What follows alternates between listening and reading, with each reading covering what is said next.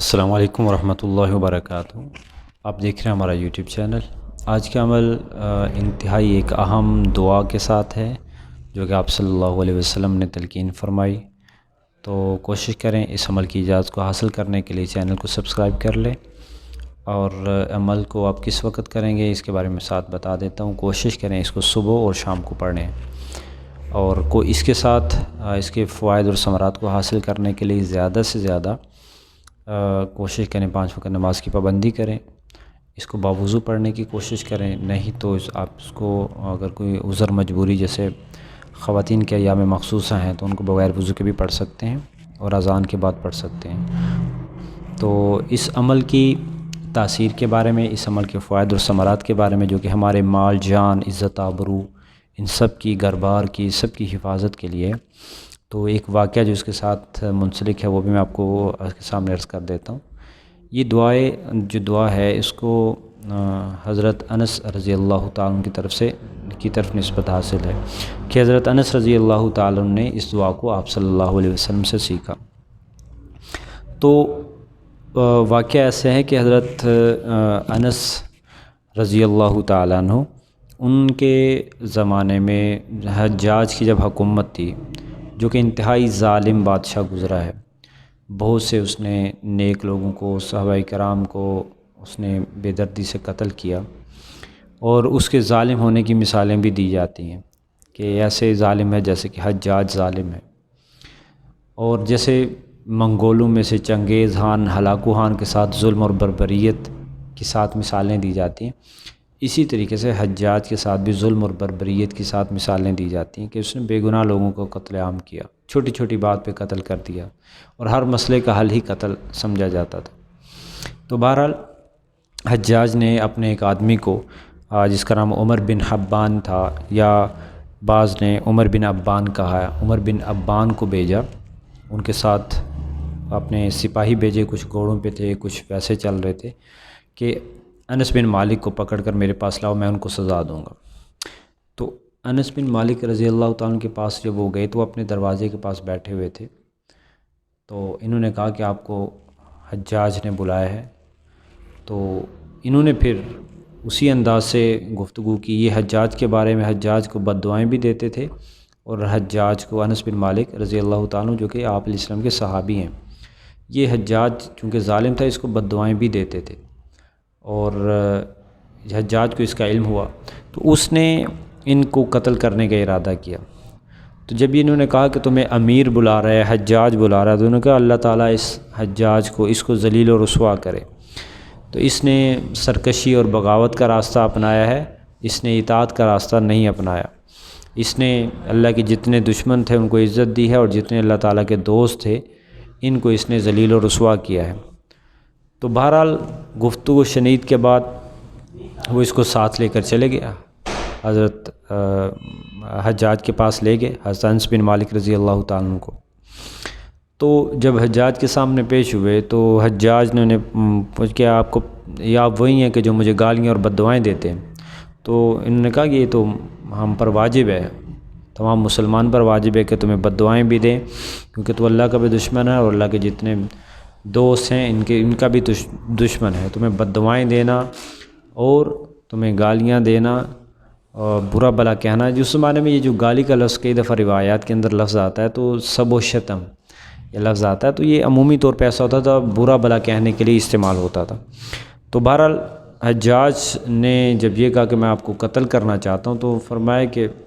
یہ تو کر ہی نہیں سکتا۔ اس کی وجہ یہ کہ مجھے آپ صلی اللہ علیہ وسلم کے اس فرمان پر یقین ہے کہ آپ نے فرمایا تھا کہ جو آدمی صبح کے وقت اس دعا کو پڑھ لے گا تو اللہ تعالیٰ اس کی حفاظت فرمائیں گے، اور وہ میں دعا صبح پڑھ کے آیا ہوں، وہ تم مجھے کسی قسم کا کوئی نقصان پہنچا ہی نہیں سکتا۔ تو حجاج نے پوچھا کہ وہ مجھے دعا بتا دیں، کون سی دعا ہے؟ تو انہوں نے ارشاد فرمایا کہ تو اس کا اہل نہیں ہے، تمہیں نہیں بتاؤں گا۔ اس پر حجاج نے انہیں چھوڑ دیا اور کہا کہ ان کا راستہ چھوڑ دیں، ان کو جانے دو۔ بعد میں کسی نے حجاج سے پوچھا کہ کیسے تم نے ان کو چھوڑ دیا، تم نے تو بہت سے لوگوں کو قتل کیا۔ تو اس کے جو الفاظ اس نے کہا کہ میں نے ان کے دائیں اور بائیں 2 شیروں کو دیکھا، ان کے کندھوں کے پاس سے جو ہی میں ان کی طرف توجہ کرتا وہ مجھ پر حملہ آور ہونے کے لیے تیار بیٹھے ہوتے۔ تو اس دعا کی برکت سے دعائے انس، جو کہ انتہائی مشہور دعا ہے، اس کو دعائے انس کہا جاتا ہے، صبح ایک دفعہ پڑھنا چاہیے اور ایک دفعہ شام کو پڑھنا چاہیے۔ اور اس دعا کے ثمرات اور فوائد برکات بے شمار ہیں جو ہم اپنی آنکھوں سے اللہ تعالی ہمیں دکھائیں گے۔ ہم کوشش کریں اس دعا کو صبح اور شام ایک دفعہ پڑھا کریں۔ اور اس میں ہماری حفاظت کے لیے جو الفاظ استعمال ہوئے ہیں وہ ہماری اپنی جان کے بارے میں ہے، اور اپنی اولاد کے بارے میں ہے، اپنے مال کے بارے میں ہے، اپنے اہل و عیال کے بارے میں ہے، یہ سب ان سب کے بارے میں، اور اپنے نفس کے شرور سے بچنے کے لیے بھی ہے۔ بسم اللہ علی نفسی و دینی، بسم اللہ علی اہلی و مالی و ولدی، بسم اللہ علی ما اعطانی، یہاں سے یہ دعا شروع ہوتی ہے، اور اس کے 1 یا 2 منٹ اس دعا کو پڑھنے میں لگتے ہیں۔ تو ہمارے گھروں میں عمومی طور پہ جتنی بھی مسنون دعاؤں کی جو کتابیں پڑھی ہوتی ہیں ان سب کے اندر یہ دعا تقریباً لکھی ہوئی ہے۔ ہم کوشش کریں اس دعا کو پڑھیں، صبح پڑھیں اور شام کو بھی پڑھیں نماز کی پابندی کے ساتھ۔ اس میں ہماری مال جان عزت آبرو اس کی حفاظت بھی ہوگی، اور ہر قسم کے برکات کا حصول کا سبب بھی بنے گا۔ اور کوشش کریں اپنی جتنے بھی ہم کوشش کرتے ہیں دوسرے برکات اور حفاظت کے اعمال کے لیے، دوسرے جو اعمال کیے جاتے ہیں،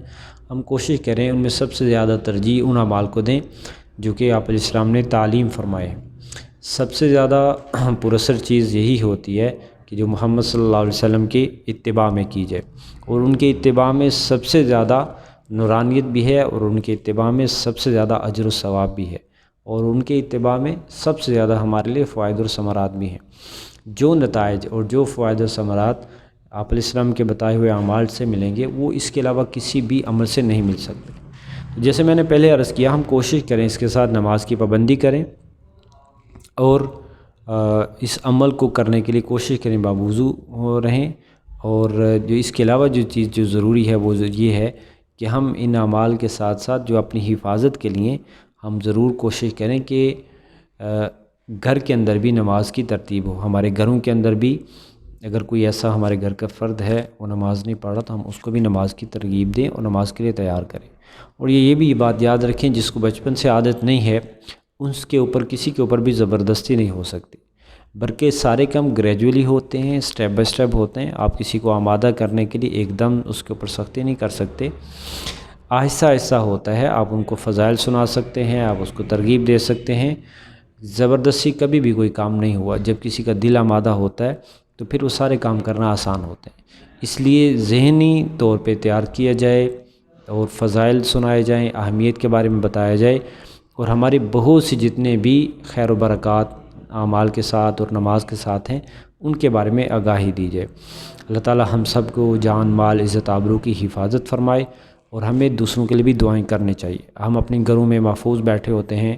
اور بہت سے لوگ مختلف پریشانی میں ہوتے ہیں، تو اپنی پریشانیوں کا حل کی ایک یہ بھی ہوتی ہے حالت کہ ہم دوسروں کے لیے دعا کریں، اس سے اللہ تعالی ہماری پریشانی کو بھی دور فرماتے ہیں۔ السلام علیکم ورحمۃ اللہ وبرکاتہ۔